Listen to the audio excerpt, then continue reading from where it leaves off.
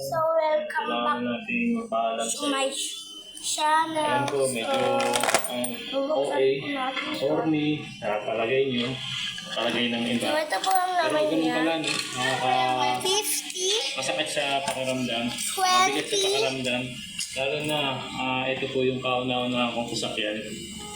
Simula nung nagkaroon ako ng driver's license, 10. ito na po yung nakasama ko. Ayan na. Bilang ako, pati siyempre yung pamilya ko. Kung saan na kami nakapunta, dahil sa kanya. Pero, What? ako kasi yun siya kung bakit sobrang naiyak talaga siya, nalungkot talaga siya nung time na sinalitan na rin namin yung dati sasakyan ni Mama Aya. Na lagi sinasakyan ni Yuna siya kapag papasok sa school, gusunduin siya ni Mama Aya. Iyak talaga ng iyak si Yuna siya noon. Ganun pala yung pakiramdam talaga kapag kailangan mo na magpaalam din sa sasakyan mo na lagi mo. Tatabi ko lang po ito, guys. Maneo, kasama mo kung saan ka magpunta.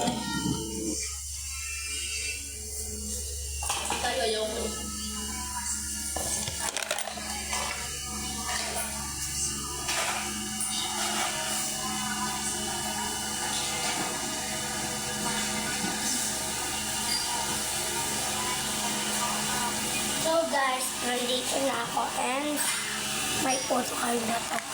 Kita niyo kung alin. Eto yung photo card. Kasi nag-Jollibee.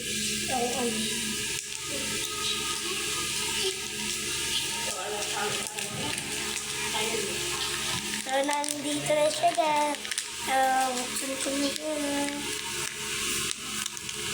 Ayan na.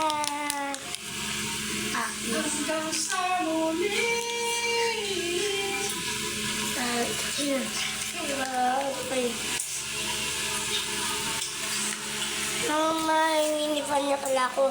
Kaso matagal pa to noong July. July 7 ko to bumili.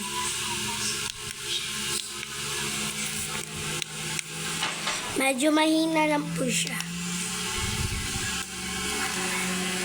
Yan, hanggang 5 lang po.